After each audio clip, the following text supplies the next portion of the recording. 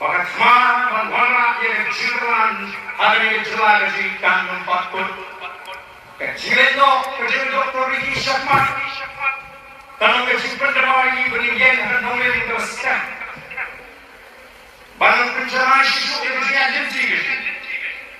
Dalam orang terlesun yang boleh berada yang disakiti wakau.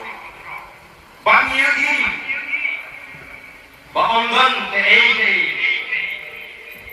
kalau boleh umat bandai yang kita kikam di bawah.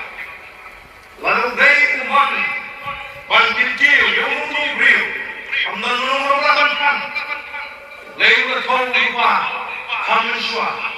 Orang yang jitu bandai yang disakiti wakau itu Dr Ricky Syngkon. Mereka penong bukan pelihara.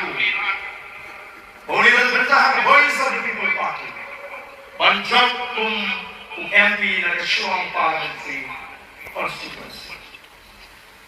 Kami kaspa